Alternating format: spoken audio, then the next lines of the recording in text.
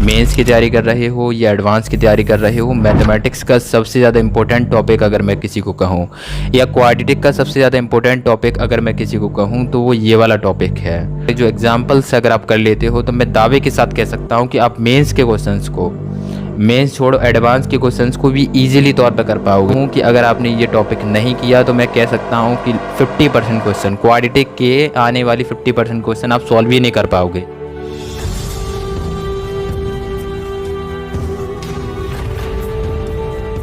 कह सकते फंक्शन का जो रेंज होगा वो -इन्फिनिटी से ऊपर होगा और जो यहाँ पे जीरो है उससे कम ही रहेगा। जीरो जो है चूँकि इसकी welcome to the RJ mathematics. देखिए आज हम जो है साइन ऑफ क्वाड्रेटिक इक्वेशन देखना चाहेंगे। देखिए क्वाड्रेटिक फंक्शंस की कुछ साइंस के बारे में आज हम जो है स्टडी करेंगे। हम एक चीज़ जानते हैं कि quadratic function f(x) is equal to ax square plus bx plus c, क्या ये क्वाड्रेटिक फंक्शन है? क्या ये क्वाड्रेटिक फंक्शन है? ये जब तक क्वाड्रेटिक फंक्शन नहीं होगा जब तक कि x belongs to zero, x not belongs to zero, जब तक a की वैल्यू जो है वो जीरो नहीं होगी, जब तक a की वैल्यू जीरो नहीं होगी। सपोज कर लीजिए a की वैल्यू अगर जीरो होती है तो जीरो मल्टीप्लाई एक्स स्क्वायर क्या हो जाएगा? जीरो हो जाएगा, जिससे वैल्यू क्या रह जाएगी? bx प्लस सी, जो कि एक लीनियर फंक्शन हो जाएगा। ये क्या हो जाएगा? लीनियर हो जाएगा। तो कंडीशन एक ही है, पहला जो कोफिशिएंट है वो कितना होना चाहिए? जीरो नहीं होना चाहिए। तो ये क्या हो जाएगा? क्वाड्रेटिक फंक्शन हो जाएगा। और साथ ही इसके अलावा है कि a and b and c ये तीनों क्या हैं? बिलोंग्स टू रियल होने चाहिए, यानी तीनों के तीनों कोफिशिएंट क्या होना चाहिए? रियल होनी चाहिए। तो उस कंडीशन में ये क्या हो जाएगा? Quadratic function. क्या हो जाएगा? Quadratic function. अब देखिए इसकी काफ़ी सारी कंडीशंस होती हैं। देखिए पहली कंडीशन हम देखते हैं क्या? देखिए condition number 1, okay, condition number 1 है कि अगर एक्स स्क्वायर का जो कोफिशिएंट है, एक्स स्क्वायर का कोफिशिएंट अगर ग्रेटर देन जीरो हुआ, एक्स स्क्वायर का कोफिशिएंट अगर ग्रेटर देन जीरो हुआ, इसका मतलब है कि अगर पॉजिटिव वैल्यू हुई ए की जो वैल्यू है, और इसके अलावा discriminant mean b square minus के 4ac अगर लेस देन हुआ, तो उस कंडीशन में क्या होगा?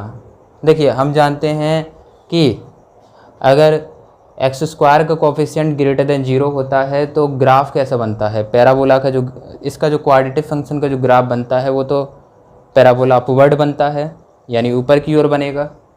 यानी ग्राफ कैसा बनेगा? ऊपर की ओर।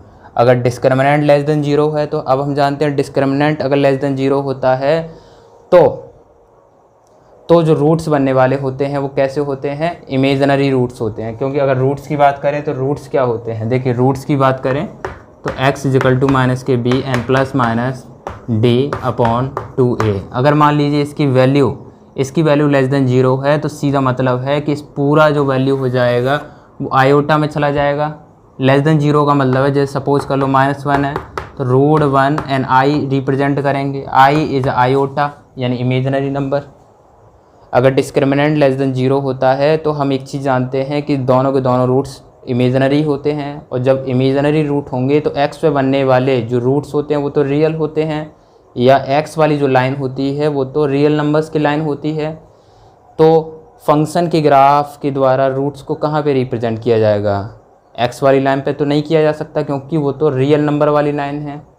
तो इस वजह से फंक्शन का ग्राफ x को विन कट किए हुए ही ऊपर से या नीचे से चला जाता है, जो कि a is a greater than zero है, यानी कोफिशिएंट ग्रेटर देन जीरो है, जो कि पैराबोला अपवर्ड को रिप्रेजेंट करता है। यानी फंक्शन का ग्राफ कैसा बनेगा? x से ऊपर की ओर, x को बिना कट किए हुए या बिना टच किए हुए।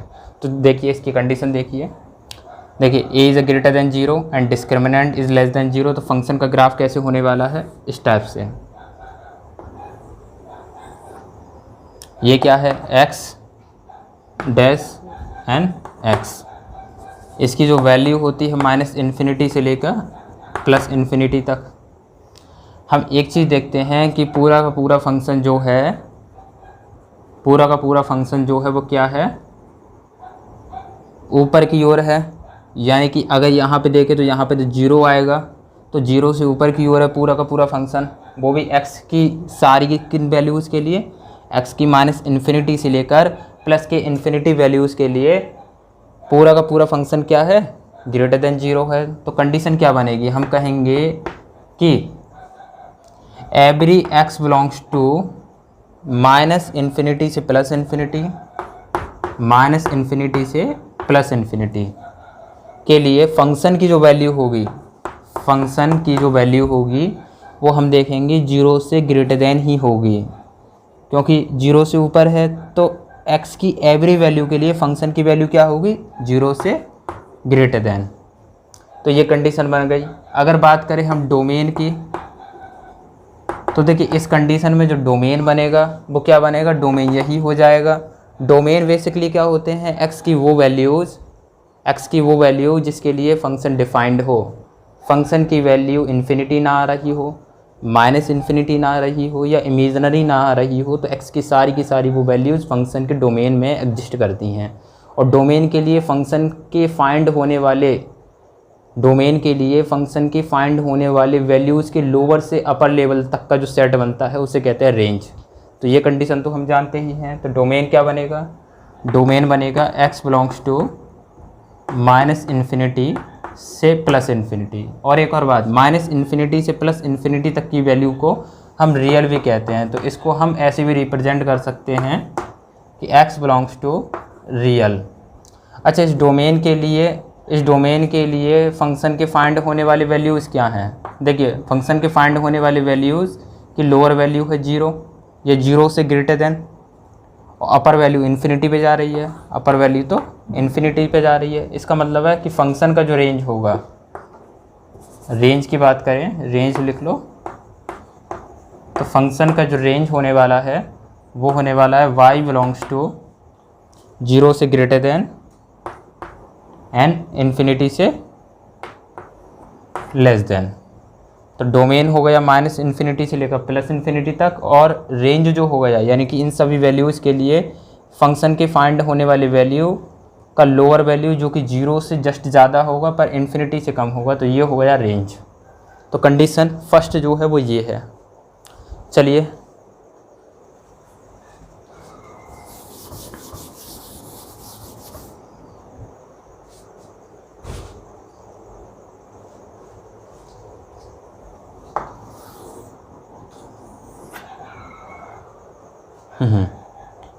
देखिए इसी की ही कंडीशन सेकंड जो है वो ये है कि if a is less than 0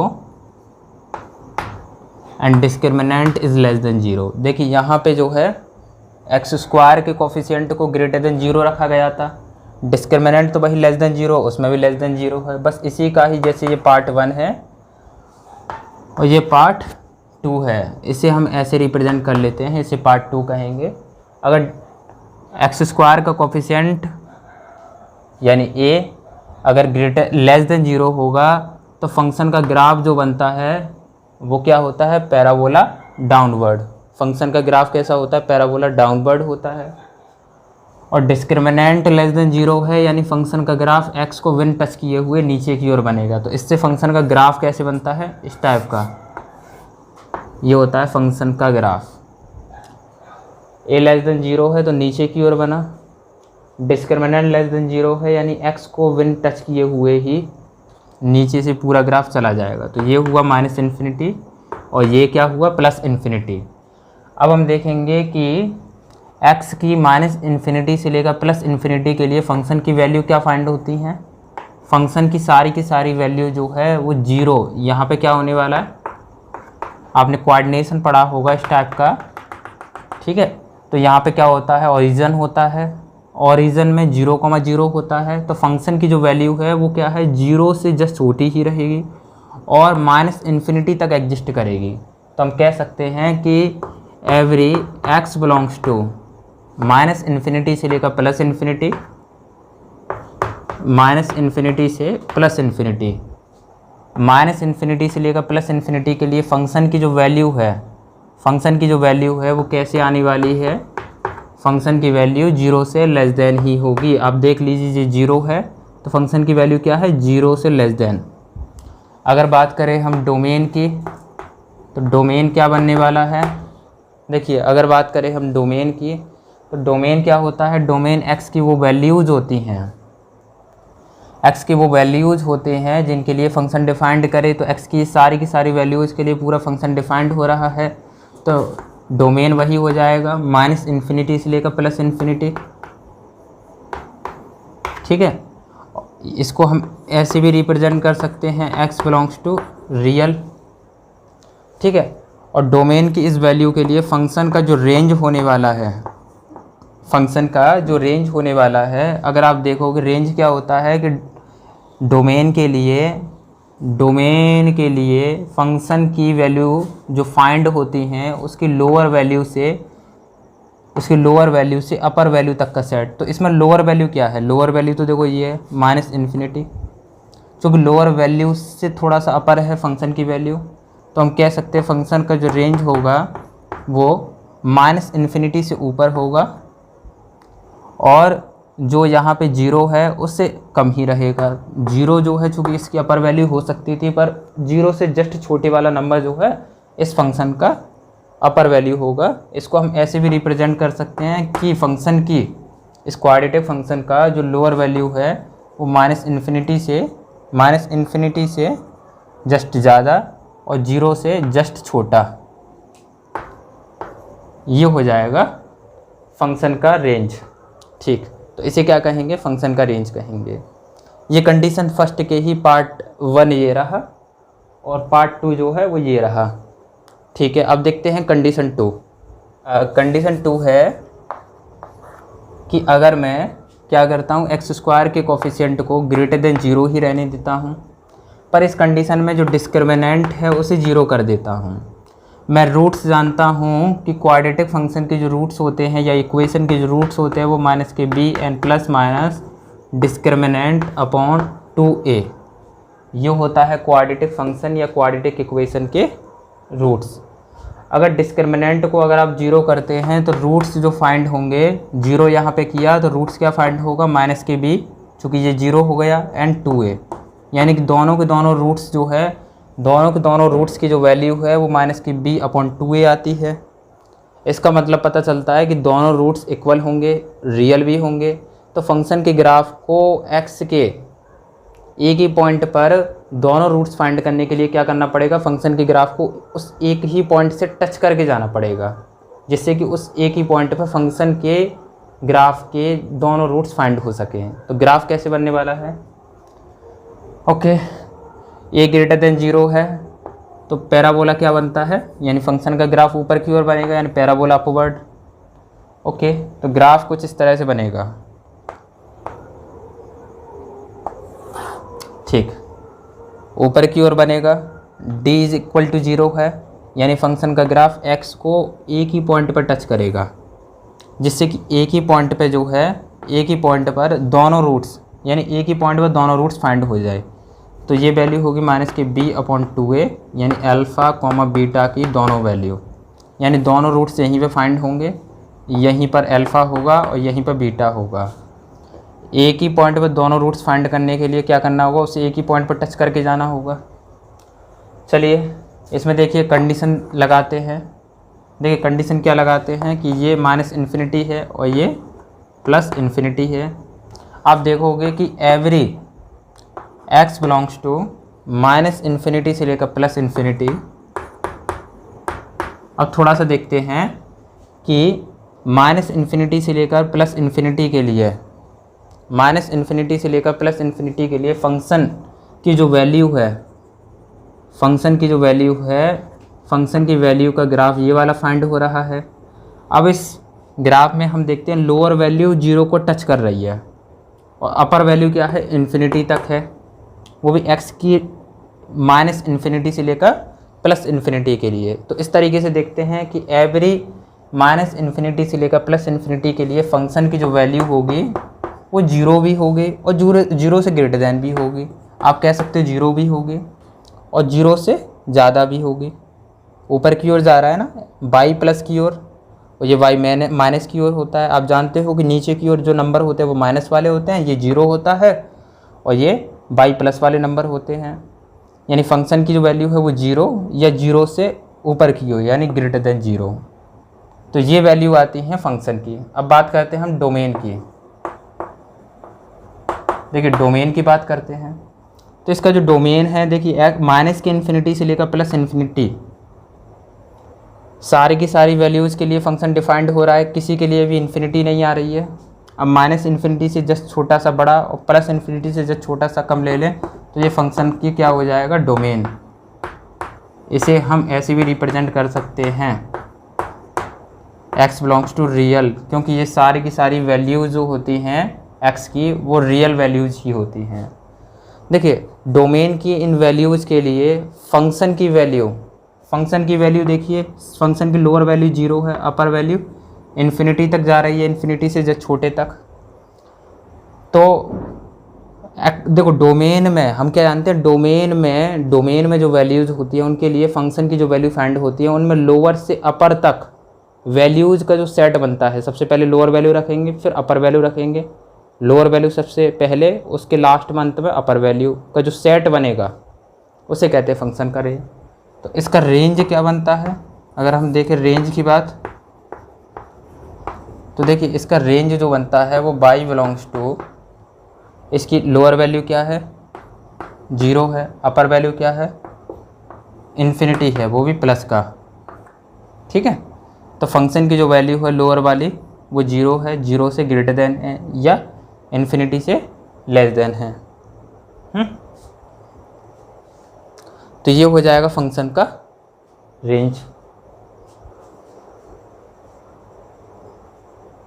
चलिए इसी वाली कंडीशन का देखिए, अब मैं जो है इसी वाली कंडीशन का पार्ट 2 देख लेता हूँ। अगर मैं क्या करता हूँ कि x² का जो कोफिशिएंट a है उसको लेस देन 0 कर लेता हूँ और डिस्क्रिमिनेंट को क्या है इक्वल टू 0 ही रहने देता हूँ। मैं एक चीज़ जानता हूँ कि अगर a की वैल्यू 0 से कम हुई, नेगेटिव हुई, यहाँ पर अगर नेगेटिव कोफिशिएंट आ रहा है तो सीधा मतलब है फंक्शन का ग्राफ नीचे की ओर बनेगा, यानी पैराबोला डाउनवर्ड होगा, ओके। और ये वाली कंडीशन हम जानते ही हैं कि फंक्शन का ग्राफ x को टच करते हुए जाएगा, क्योंकि उसे एक ही पॉइंट पर x के एक ही पॉइंट पर फंक्शन के दोनों जो है रूट्स फाइंड करने हैं। देखिए तो फंक्शन का ग्राफ किस तरीके से बनेगा, ओके। अब आप यहाँ से देखोगे कि फंक्शन का ग्राफ नीचे की ओर बनना है और d इक्वल टू 0 है, यानी फंक्शन का ग्राफ जो है x को एक ही पॉइंट पर टच करेगा, तो फंक्शन का ग्राफ कुछ इस टाइप से बनेगा। तो ये वो पॉइंट हो गया, ठीक है। इसी पॉइंट पे अल्फ़ा फाइंड होता है, इसी पॉइंट पे बीटा फाइंड होता है, और दोनों की जो वैल्यू होगी माइनस के b/2a होगी। चूँकि एक ही पॉइंट पे दोनों रूट्स फाइंड करने के लिए फंक्शन के ग्राफ को क्या करना पड़ा, x को एक ही पॉइंट पर टच करना पड़ा, जिससे कि इसी पॉइंट पे उसके अल्फ़ा निकल आए और इसी पॉइंट पर बीटा फाइंड हो जाए। तो कंडीशन फर्स्ट जो है देखिए -∞ से +∞। अब आप देखोगे कि एवरी x बिलोंग्स टू -∞ से +∞, -∞ से +∞ के लिए फंक्शन की जो वैल्यू है, आप ऐसे कह सकते हो कि फंक्शन की जो वैल्यू है, अब आप थोड़ा सा देखिए, फंक्शन की वैल्यू 0 भी हो रही है और 0 से लेस देन हो रही है, यानी 0 से कम हो रही है। नीचे की ओर का मतलब है कि फंक्शन की जो वैल्यू है वो क्या है, 0 से कम भी हो रही है। तो इससे पता चलता है कि जो फंक्शन की वैल्यू है वो 0 भी होगी और 0 से लेस देन होगी। अब हम बात करते हैं किसके, डोमेन की बात करते हैं। तो डोमेन देखिए, ओके। तो देखिए डोमेन क्या होता है, डोमेन होता है x की वो सारी वैल्यू जिसके लिए फंक्शन की वैल्यू एक तो इन्फिनिटी ना आए, एक +∞, एक इमेजिनरी नहीं आए। तो देखिए अगर इन्फिनिटी से जस्ट पहला लेते हैं तो फंक्शन की एक फाइनाइट वैल्यू आएगी और इमेजिनरी की तो कोई बात ही नहीं बन रही है। तो इसका डोमेन वही हो जाएगा x बिलोंग्स टू -∞ से +∞, या आप कह लो x बिलोंग्स टू रियल। उस डोमेन के लिए जो फंक्शन का रेंज आएगा क्या आएगा, जो फंक्शन का रेंज आएगा अब आप देखो रेंज में जो x की इन सभी वैल्यूज़ के लिए जो फंक्शन की वैल्यू फाइंड हो रही है उसमें लोअर वैल्यू क्या है 0, सॉरी अपर वैल्यू क्या है 0 और लोअर वैल्यू क्या है -इन्फिनिटी। तो फंक्शन का जो रेंज होने वाला है वो जस्ट इन्फिनिटी से जस्ट थोड़ा सा ज़्यादा पर 0 के बराबर भी होगा और 0 से लेस देन भी होगा। इसे हम ऐसे भी रिप्रेजेंट कर सकते हैं कि -इन्फिनिटी से तो फंक्शन की वैल्यू जस्ट थोड़ी सी ज़्यादा होगी पर 0 जो है उसके इक्वल भी होगी एंड 0 से लेस देन भी होगी। तो ये है कंडीशन 2 का पार्ट 2। देखिए अब हम देखते हैं क्वाड्रेटिक इक्वेशन की। ओके देखिए अब हम देखेंगे कंडीशन 3। तो देखिए कंडीशन 3 क्या है। देखिए कंडीशन 3 भी कुछ नहीं है, बस वही है कि अगर मैं x² का कोफिशिएंट को ग्रेटर देन 0 ले लूँ। पहली कंडीशन में मैंने क्या लिया था, डिस्क्रिमिनेंट को लेस देन 0 लिया था। नेक्स्ट कंडीशन में मैंने लिया था डिस्क्रिमिनेंट को इक्वल टू 0। अब मैं 0 से जस्ट थोड़ा सा और बढ़ जाता हूँ और डिस्क्रिमिनेंट को ग्रेटर देन 0 ले लेता हूँ। क्या ले लेता हूँ, डिस्क्रिमिनेंट को ग्रेटर देन 0 ले लेता हूँ।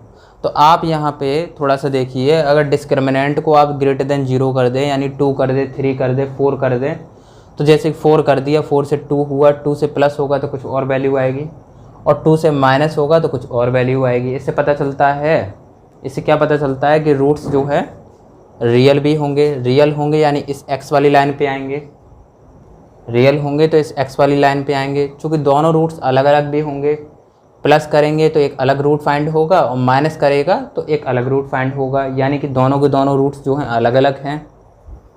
चूँकि दोनों के दोनों रूट्स जो है वो अलग अलग हैं तो फंक्शन के ग्राफ को x पर, देखिए फंक्शन के ग्राफ को दो अलग अलग पॉइंट्स पर रूट्स फाइंड करने के लिए क्या करना पड़ेगा, x को दो अलग अलग पॉइंट्स पर कट करना पड़ेगा। तो ग्राफ कैसे बनेगा, देखिए a ग्रेटर देन 0 यानी फंक्शन का ग्राफ ऊपर की ओर बनेगा। चूँकि दो अलग अलग पॉइंट्स पर रूट्स फाइंड करने हैं तो फंक्शन के ग्राफ को x को भी दो पॉइंट्स पर कट करना होगा। पहला पॉइंट अल्फ़ा पे कट किया एंड सेकंड पॉइंट बीटा पे कट किया। तो इस तरीके से पहला रूट यहाँ फाइंड हुआ एंड सेकंड रूट यहाँ फाइंड हुआ। देखिए कंडीशन है, अब आप थोड़ा सा देखिए, ये -इन्फिनिटी है, ये +इन्फिनिटी है। इसमें कुछ कंडीशंस हैं, जैसे कंडीशन नंबर 1 है कि अगर मैं x की वैल्यू को -इन्फिनिटी से, अगर मैं x की वैल्यू को -इन्फिनिटी से जस्ट ज़्यादा लेता हूँ और अल्फ़ा से जस्ट थोड़ा सा कम रहने देता हूँ और बीटा से जस्ट ज़्यादा लेता हूँ और प्लस के इन्फिनिटी से जस्ट कम रहने देता हूँ, यानी every x belongs to -infinity से अल्फ़ा एंड यूनियन बीटा से प्लस के इन्फिनिटी। तो इस सब वैल्यूज़ के लिए फंक्शन की जो वैल्यू है,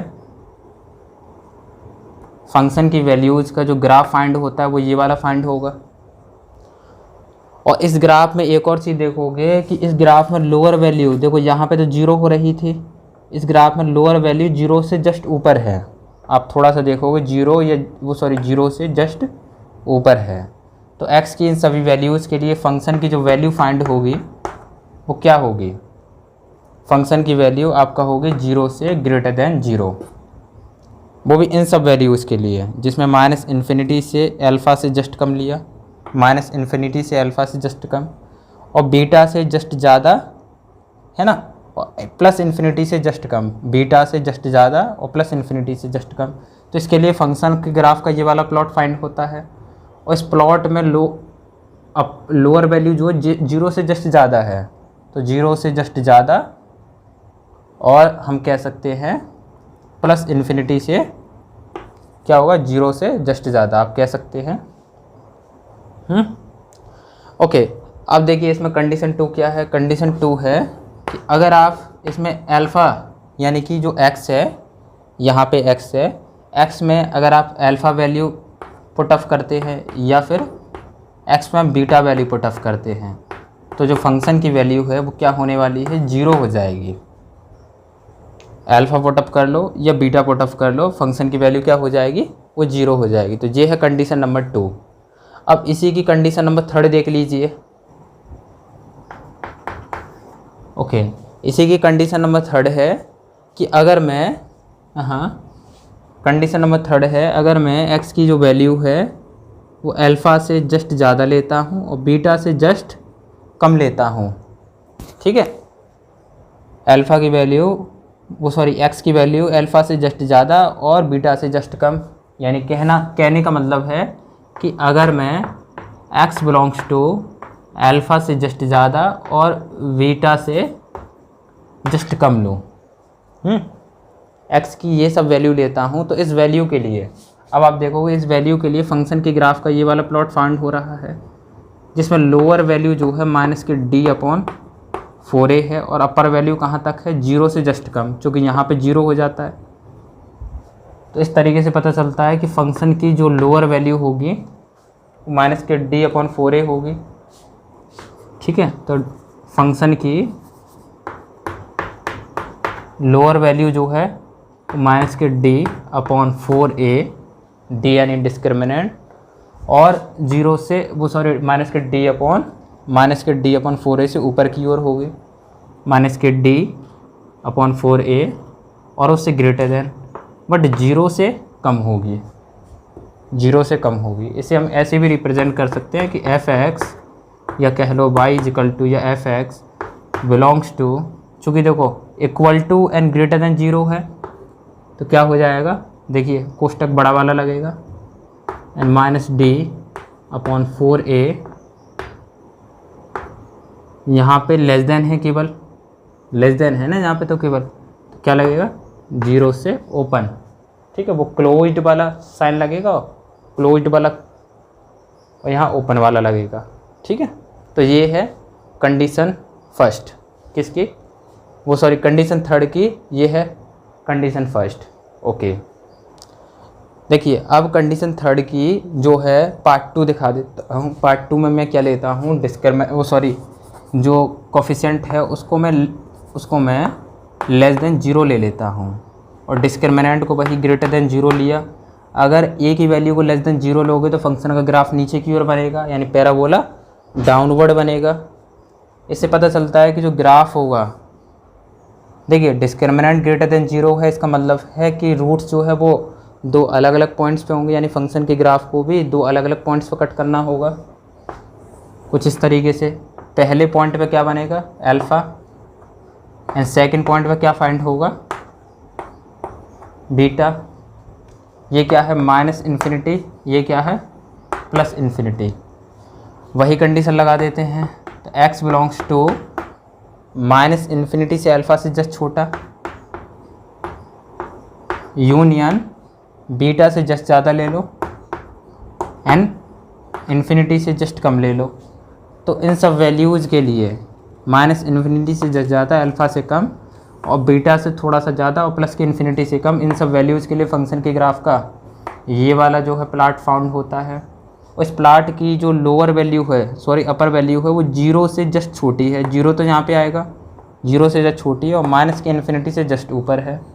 तो इसमें फंक्शन की जो वैल्यू होगी वो क्या होगी 0 से जस्ट छोटी, है ना। इसको ऐसे भी दिखा सकते हैं, फंक्शन की जो वैल्यू होगी 0 से जस्ट छोटी और -∞ से जस्ट बड़ी, ठीक है। तो फंक्शन की वैल्यू कुछ इस तरीके से होगी। ओके, ये तो इसमें थी कंडीशन 1। इसमें थी कंडीशन 2। देख लीजिए कि अगर इस वाले फंक्शन में आप अल्फ़ा या बीटा फाइंड आउट करते हो तो फंक्शन की वैल्यू 0 होगी। तो ये है कंडीशन 2, ठीक है। अब बात आती है 3। चलो पॉइंट तीसरा जो है वो यहाँ पे लिख लेते हैं, ठीक है। पॉइंट तीसरे में हम क्या लेते हैं, x की जो लोअर वैल्यू अल्फ़ा से जस्ट ज़्यादा और बीटा से जस्ट कम लेते हैं, यानी कि every x belongs to alpha से लेकर बीटा तक लेते हैं, तो x की इन सब वैल्यूज़ के लिए फ़ंक्शन के ग्राफ का कौन सा प्लॉट फाइंड हो रहा है, ये हो रहा है। इसमें हम देखते हैं कि अपर वैल्यू जो है वो माइनस के d/4a है और लोअर वैल्यू 0 से जस्ट ऊपर है। तो आप कह सकते हो कि अपर वैल्यू तो ये हो गई, लोअर वैल्यू 0 से जस्ट, तो फंक्शन की जो वैल्यु है लोअर वैल्यू 0 से जस्ट ऊपर है, यानी कि फंक्शन की वैल्यू 0 से तो ग्रेटर देन होगी, किंतु माइनस के d/4a से क्या होगी, वो लेस देन होगी। ठीक है, फंक्शन की जो वैल्यू है माइनस के d/4a से क्या होगी, लेस देन होगी। इससे पता चलता है कि जो फंक्शन की जो वैल्यू है आप y इजिकल टू या फिर f(x) इजिकल टू लिख सकते हो, बिलोंग्स टू 0 से ग्रेटर देन, और हाँ फंक्शन की वैल्यू माइनस के d/4a के इक्वल भी होगी, तो आप इक्वल का साइन और लगा देना, तो माइनस के d/4a क्लोज साइन। ठीक, हाँ ओके। इस सेशन के ऊपर जो है कुछ क्वेश्चंस करते हैं। देखिए पहला क्वेश्चन बोल रहा है कि इफ़, इसमें बोला है इफ़ एवरी, देखिए if every value of x है ना 4x² प्लस के 4α(x) प्लस के 18 माइनस के 3α है ना, then the find the value of alpha. वो पूछ रहा है कि x के एवरी वैल्यू के लिए ये पूरा का पूरा जो एक्सप्रेशन है या पूरा का पूरा फंक्शन जो है, सॉरी इतना बोल दिया है उसने कि पूरा का पूरा फंक्शन जो है वो ग्रेटर देन 0 है। x की एवरी वैल्यू के लिए पूरा का पूरा फंक्शन ग्रेटर देन 0 है, तो आपको क्या है, वैल्यू फाइंड करनी है किसकी, अल्फ़ा की। यहाँ पे जो अल्फ़ा है उसकी वैल्यू फाइंड करनी है अगर पूरा फंक्शन ग्रेटर देन 0 है। देखते हैं इसका सॉल्यूशन, देखते हैं चलो। ठीक, तो सॉल्व लिखते हैं। यहाँ पे क्या दे रखा है, यहाँ दे रखा है कि एवरी वैल्यू ऑफ x के लिए 4x² plus 4α(x) plus 18 minus के 3α एंड ग्रेटर देन 0। ठीक, अब थोड़ा सा देखिए, कोई भी फंक्शन जो है वो ग्रेटर देन 0 है। कोई भी फंक्शन अगर ग्रेटर देन 0 है तो हम एक चीज़ जानते हैं कि अगर कोई फंक्शन ग्रेटर देन 0 हो तो इसका पता चलता है, ग्रेटर देन 0 का मतलब है वो भी every value of x। Every value of x का मीन है कि x बिलोंग्स टू -∞ से +∞ के लिए। x बिलोंग्स टू -∞ से +∞ के लिए अगर कोई फंक्शन का ग्राफ 0 से ऊपर है तो इसका मतलब फंक्शन का ग्राफ कुछ ऐसे बनने वाला होगा, इस टाइप से, जिससे -∞ से लेकर +∞ के लिए फंक्शन के ग्राफ, फंक्शन का पूरा ग्राफ जो है या पूरा फंक्शन जो है वो क्या है, ग्रेटर देन 0 है। तो इस वाली कंडीशंस के लिए अगर ग्राफ की ये कंडीशन बने तो इसके लिए हमने कंडीशंस क्या लिखवाई थी, कंडीशन लिखवाई थी कि डिस्क्रिमिनेंट वो क्या होगा, डिस्क्रिमिनेंट जो है, एक तो देखिए कंडीशन ये लिखवाई थी कि जो x² का कोफिशिएंट है, x² का कोफिशिएंट जो है वो क्या होना चाहिए। देखिए इसकी कंडीशन केवल एक लिखवाई थी, या तो कंडीशन ये बन सकती है कि x² का जो कोफिशिएंट है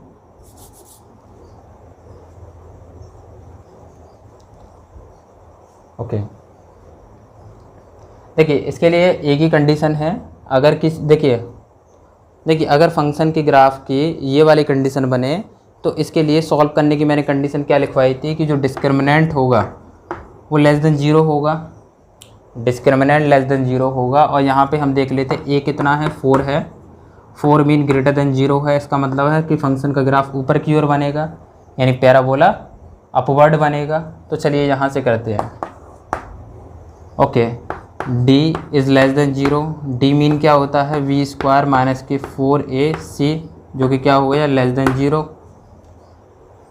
ठीक है, v की वैल्यू जो है वो क्या होगी, यानी x का कोफिशिएंट जो कि क्या है 4α।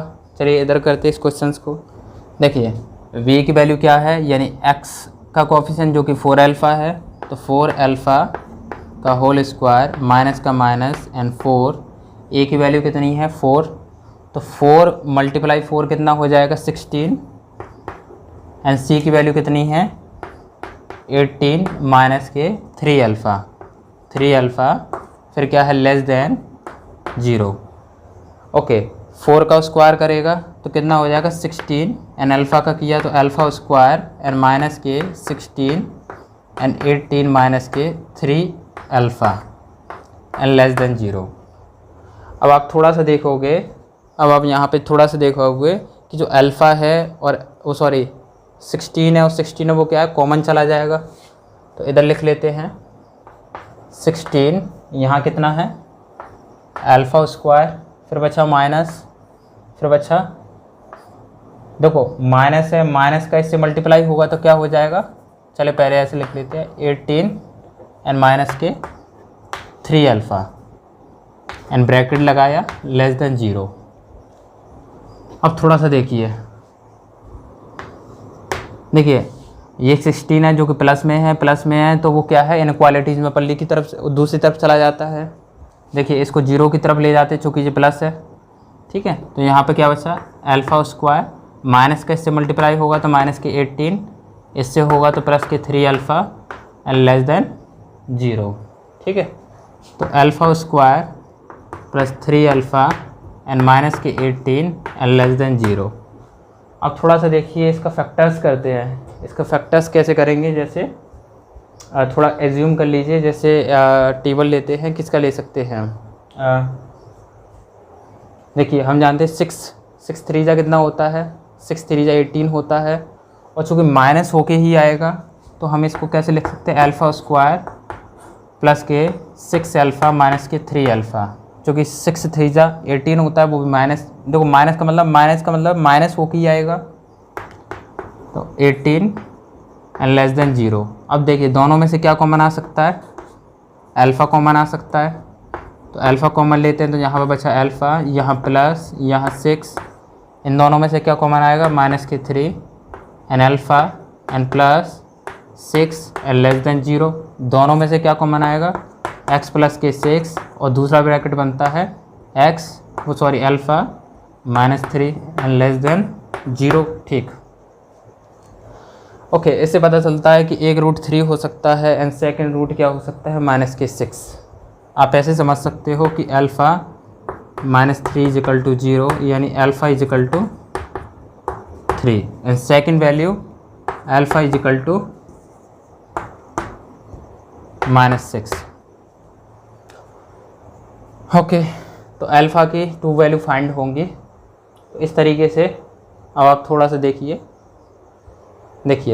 अभी तो देखो ये इक्वेशन थोड़ी नहीं है, ये तो इनक्वालिटीज़ है। एक वैल्यू क्या आ रही है अल्फ़ा की -6 और एक वैल्यू क्या आ रही है अगर फैक्टर कर रहे हैं तो 3,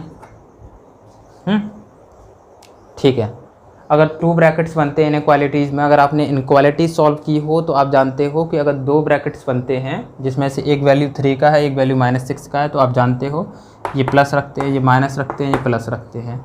अब आपको अल्फ़ा की वो वैल्यूज़ लेनी है जिसके लिए पूरा एक्सप्रेशन लेस देन 0 हो। तो लेस देन 0 मतलब माइनस में हो, माइनस का मतलब ये वाली, ठीक। तो अल्फ़ा की कौन सी वैल्यू लेनी है आपको, अल्फ़ा की लेनी है -6 से जस्ट थोड़ा सा ज़्यादा, ठीक है ना, क्योंकि यहाँ पे लेस देन है यानी कि ओपन आएगा, ठीक है, सॉरी -6 से थोड़ा सा ज़्यादा और 3 से थोड़ा सा कम। अल्फ़ा की ये वैल्यू आती है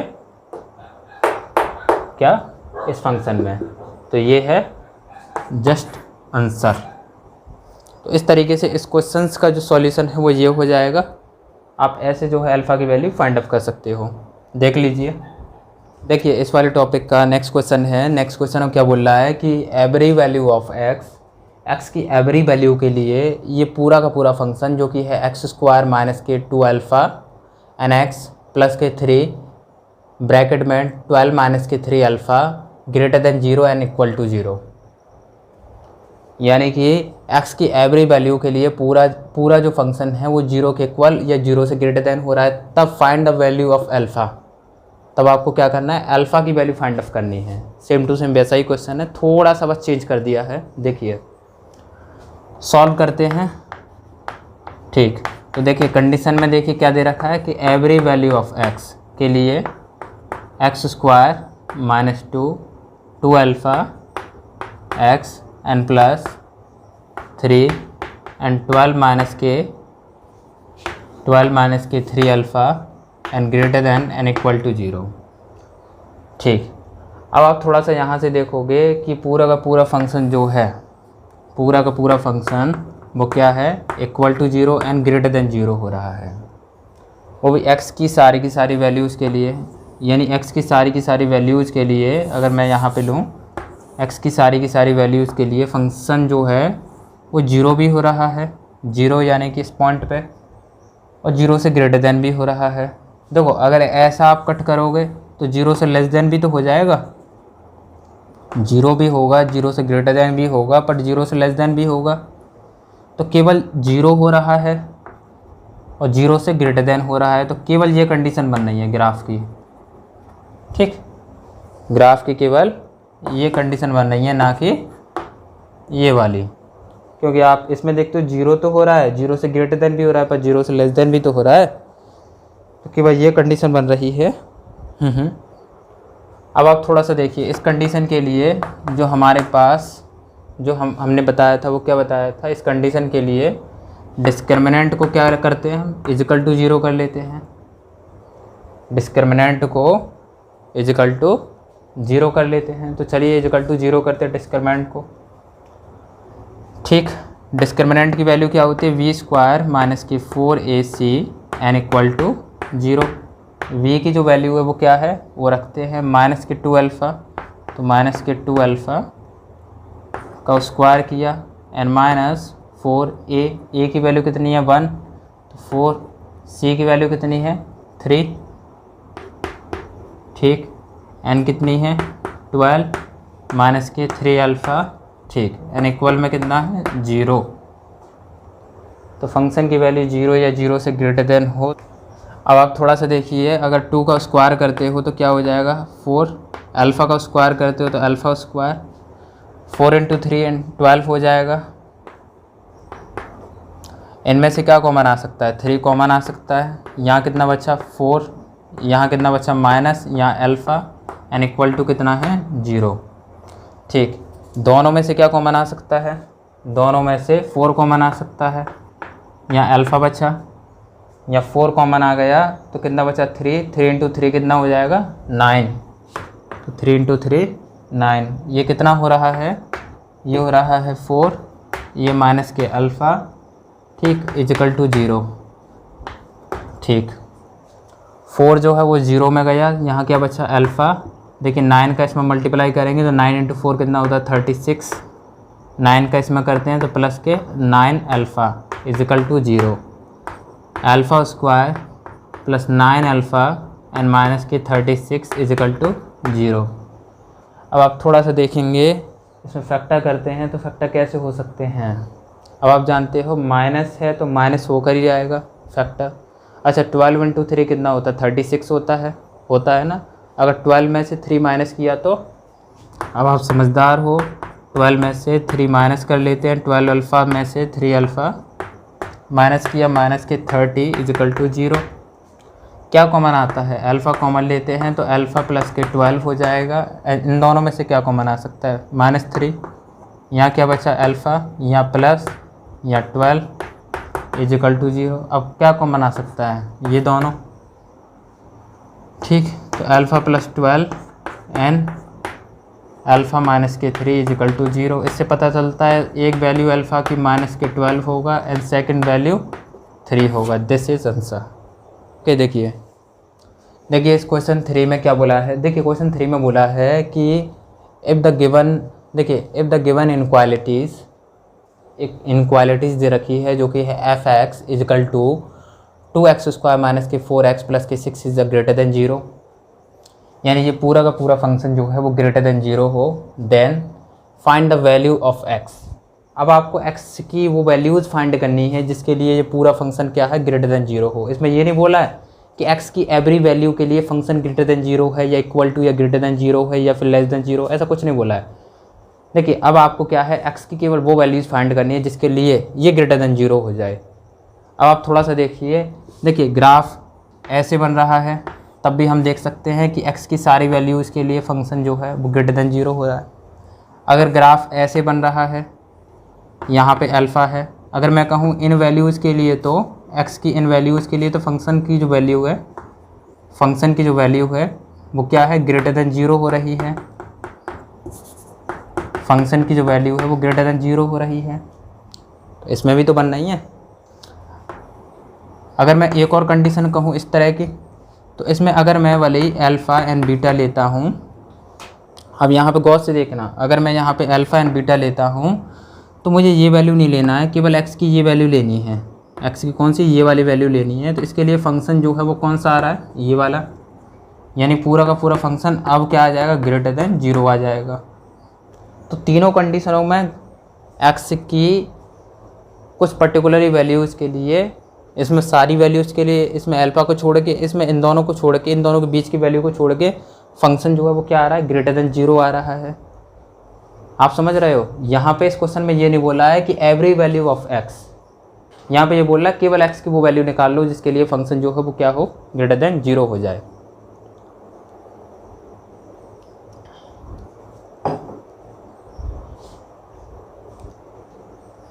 ठीक है, इस क्वेश्चन को करते हैं, इसको मैं डाल देता हूँ फिलहाल। देखिए, ओके, सॉल्व करते हैं। ओके, द इक्वेशन दे रखा है f(x) and 2x² and minus 4x and plus 6 and greater than 0। आपको क्या है, x की वैल्यू जो है वो फाइंड ऑफ करनी है। तो कैसे फाइंड ऑफ करेंगे, थोड़ा देखिए। देखिए, इसके लिए कई कंडीशन है। यहाँ पे देखता हूँ मैं a कितना है, 2 है। 2 मतलब ग्रेटर देन 0 है। ग्रेटर देन 0 है, इसका सीधा मतलब है कि पैराबोला अपवर्ड बनेगा। मैं देखता हूँ डिस्क्रिमिनेंट यानी कि b² माइनस के 4ac। v की वैल्यू कितनी है, माइनस की 4, तो माइनस की 4 का स्क्वायर माइनस 4a यानी कि माइनस की 8। थोड़ा देखो, 4a यानी माइनस 8 और 8 इंटू 6 c की वैल्यू क्या है, 6। ठीक, इसका स्क्वायर करते हैं तो कितना हो जाएगा, इसका स्क्वायर आ जाएगा 16। 8 इंटू 6 कितना होता है, 8 इंटू 6 कितना होता है, 8। अच्छा, 8 इंटू 6 कितना होता है, 8 इंटू 6 होता है 48। अच्छा, 48 को क्या करते हैं, देखो अब ये है 48 को 16 में माइनस करते हैं, तो देखिए 6 को इसमें किया 2, इसको इसमें किया 3, तो माइनस के 32 आ रहा है। माइनस का 32 आ रहा है, इसका मतलब क्या है कि डिस्क्रिमिनेंट जो है वो लेस देन 0 है, और डिस्क्रिमिनेंट लेस देन 0 है, इसका मतलब है रूट्स कैसे होने वाले हैं, इमेजिनरी होने वाले हैं। देखिए, फंक्शन का ग्राफ ऊपर से जा रहा है, इसका मतलब फंक्शन का ग्राफ x को बिन टच किए ही ऊपर से जाएगा, तो फंक्शन का ग्राफ कुछ ऐसे बनेगा। उसमें बोला है कि x की वो वैल्यूज़ फाइंड करो जिसके लिए ये फंक्शन क्या हो जाए, ग्रेटर देन 0 हो जाए। तो ये पूरा का पूरा फंक्शन ग्रेटर देन 0 है, तो आप कह सकते हो कि x की इन सभी वैल्यूज़ के लिए पूरा का पूरा फंक्शन ग्रेटर देन 0 है। तो फाइनल जो आंसर है, फाइनल आंसर क्या हो जाएगा, x बिलोंग्स टू रियल, क्योंकि इन रियल वैल्यूज़ के लिए ये क्या होती हैं, real values. In real values के लिए ही x बिलोंग्स टू -∞ से लेकर +∞ के लिए पूरा का पूरा फंक्शन क्या होगा, ग्रेटर देन 0 हो जाएगा। तो इसका जो सॉल्यूशन है वो ये हो जाएगा। ये तीनों के तीनों क्वेश्चन जो है वो जेईई के क्वेश्चंस थे, ये मेंस का है, और वो दोनों जो क्वेश्चंस थे वो एडवांस के थे, जो कि 2008 में आने वाले क्वेश्चंस थे एडवांस के। आईआईटी चलता था उस समय, एडवांस नाम नहीं था, एडवांस 2013 से आया है।